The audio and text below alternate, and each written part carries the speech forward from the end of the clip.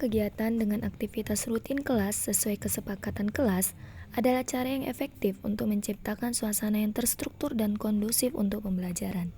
Seperti salam, memberi sapa kepada peserta didik, dan dilanjut dengan berdoa bersama sesuai dengan agama dan keyakinan masing-masing. Yang mana demikian hal ini dapat membangun siswa untuk menumbuhkan rasa toleransi mereka. Bertanya kabar kepada peserta didik adalah salah satu cara untuk membangun hubungan positif dan menciptakan suasana yang nyaman di dalam kelas. Melakukan absensi untuk mengetahui siswa yang hadir dan tidak hadir. Hal ini juga bisa dilakukan dengan menggunakan metode kreatif seperti siswa menjawab dengan kata motivasi atau menyebutkan satu hal positif tentang hari yang telah mereka jalani. Hal ini berguna untuk membangun minat mereka dalam memulai pembelajaran. Hal selanjutnya yang harus dilakukan adalah mengecek kondisi kelas. Hal ini penting untuk dilakukan agar memastikan suasana dan lingkungan belajar yang nyaman. Di antara hal-hal yang bisa dilakukan adalah dengan observasi visual, dengan memerhatikan apakah meja, kursi, dan area di dalam kelas dalam keadaan rapi dan bersih. Hal lain yang bisa dilakukan adalah dengan cara bertanya langsung kepada siswa apakah mereka merasa nyaman di dalam kelas dengan keadaan kondisi kelas yang mereka hadapi saat ini. Selain itu, pinta siswa untuk melihat apakah ada sampah yang perlu dibuang atau barang yang belum pada tempatnya. Maka, dilakukanlah kegiatan kerja bakti singkat sebelum pembelajaran dimulai. Hal ini dilakukan agar tumbuhnya rasa tanggung jawab dan cinta lingkungan di dalam diri peserta didik.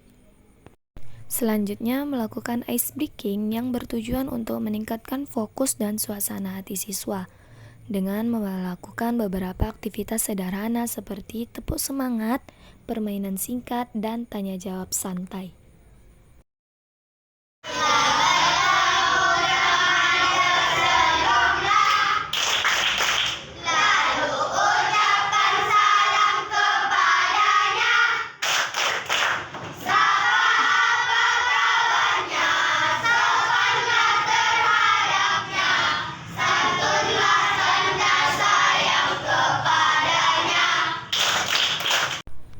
Melakukan kesepakatan kelas adalah aturan atau norma yang disusun bersama antara guru dan siswa untuk menciptakan lingkungan belajar yang kondusif, aman, nyaman, dan tertib. Sesuai kesepakatan bersama antara guru dan peserta didik sehingga tidak boleh dilanggar oleh keduanya dalam proses pembelajaran.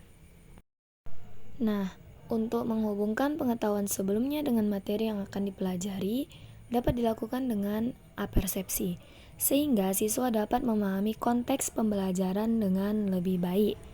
Di antaranya dengan cara meninjau materi sebelumnya dan menghubungkan dengan kehidupan sehari-hari mereka.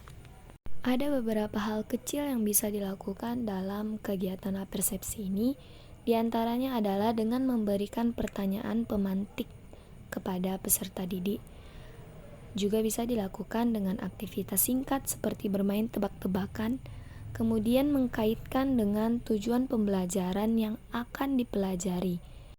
Apersepsi yang menarik dapat meningkatkan minat siswa terhadap pembelajaran yang akan mereka mulai. Analogi metafora dapat disesuaikan dengan kebutuhan peserta didik, konteks pelajaran, maupun situasi tertentu untuk memberikan dampak yang lebih dalam pembelajaran yang akan dilalui oleh peserta didik ke depannya. Selanjutnya masuk ke dalam tahap inti, yaitu menyampaikan materi yang akan dipelajari. Memaparkan sekilas tentang CP atau capaian pembelajaran, yaitu kompetensi yang harus dicapai oleh peserta didik. Dengan tujuan mengarahkan proses pembelajaran kepada hasil yang diinginkan, kemudian memberikan gambaran target yang harus dicapai oleh peserta didik. Selanjutnya ATP atau alur tujuan pembelajaran yang merupakan rangkaian tujuan pembelajaran yang disusun secara sistematis dan logis untuk menunjukkan tahapan perkembangan kompetensi peserta didik. Sedangkan tujuan pembelajaran merupakan pernyataan spesifik tentang apa yang diharapkan guru kepada peserta didik dan manfaat apa yang mereka dapat setelah mempelajari pembelajaran yang akan mereka lalui. Kemudian, metode pembelajaran atau cara yang digunakan guru untuk mencapai tujuan pembelajaran yang telah disusun sebelumnya, dengan cara menyesuaikan dengan tujuan pembelajaran, serta harus relevan dengan karakteristik siswa dan memanfaatkan teknologi yang ada. Manfaat setelah melakukan hal-hal tersebut diantaranya adalah sebagai pedoman merancang kegiatan pembelajaran, kemudian membantu mengevaluasi efektivitas proses pembelajaran. Sedangkan bagi murid, memberikan panduan untuk mencapai kompetensi tertentu sehingga arah dalam tujuan pembelajaran itu tersusun secara sistematik. Juga didasarkan pada CP dan ATP sehingga berorientasi pada hasil belajar peserta didik sehingga lebih spesifik, terukur, dan realistis. Pada kegiatan inti sintaks 1, yaitu orientasi peserta didik kepada masalah dengan cara menampilkan sebuah video animasi dari YouTube yang berhubungan dengan judul materi yaitu Adab Menyebar Salam melalui LCD proyektor.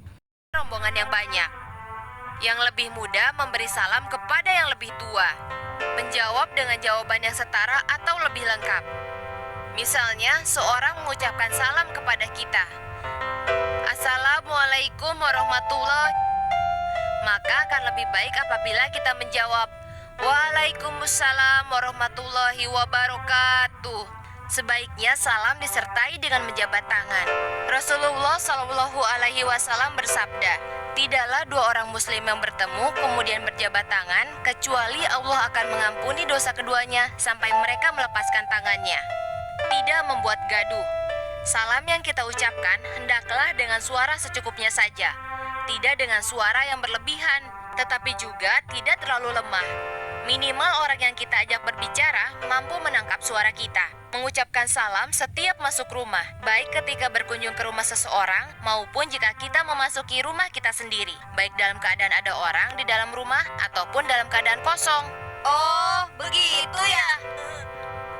Nah, Doni, Ipot, karena kalian telah berbuat salah kepada Laras, maka kalian harus segera meminta maaf. Laras, maafkan aku ya. Aku juga, Laras.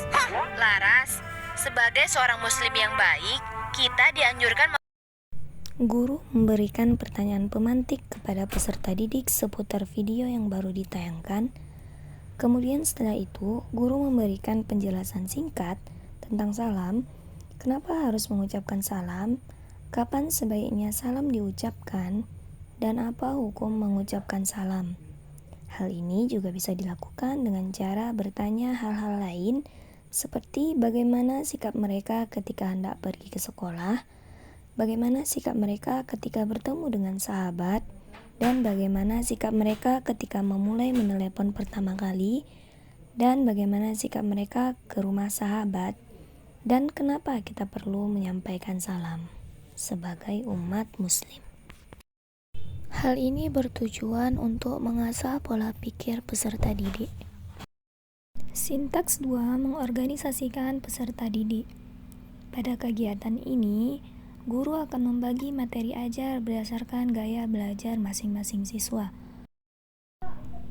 Yang pertama untuk anak visual, kemudian ada gaya belajar auditori, dan ada gaya belajar kinestetik. Nah, semuanya dibagi berdasarkan gaya belajar yang berbeda-beda dan tugas yang berbeda-beda pula. Untuk peserta didik dengan gaya belajar visual, diberikan buku tentang kisah teladan yang ada pada buku mereka masing-masing. Kemudian, untuk peserta didik dengan gaya belajar auditori yang cenderung lebih mendengarkan, maka mereka akan mendengarkan cerita kisah teladan. Dan bagi peserta didik dengan gaya belajar kinestetik, diberikan skrip atau dialog untuk mempraktekkan waktu-waktu mengucapkan salam. Pada sintaks 3, membimbing penyelidikan individu dan kelompok. Peserta didik dengan gaya belajar visual cenderung lebih mudah memahami informasi melalui penglihatan. Oleh karena itu, mereka diberikan buku yang berisi kisah teladan yang memungkinkan mereka untuk membaca dan melihat gambar atau teks yang menggambarkan cerita, sehingga dapat memperkuat pemahaman mereka. Mereka juga diberikan potongan gambar dari kisah teladan tersebut, yang mana nantinya kisah itu akan disatukan menjadi satu cerita yang rangkum. Peserta didik dengan gaya belajar auditori cenderung lebih mudah memahami informasi yang disampaikan melalui pendengaran. Oleh karena itu, mereka mendengarkan cerita kisah teladan baik secara langsung dibacakan ataupun melalui rekaman suara, agar mereka bisa menangkap pesan cerita melalui suara dan kata-kata. Setelah itu, mereka diminta untuk menyimpulkan dan merangkumkan cerita kisah teladan yang telah mereka dengar melalui audio. Sedangkan peserta didik dengan gaya belajar kinestetik lebih suka belajar dengan melibatkan gerakan fisik.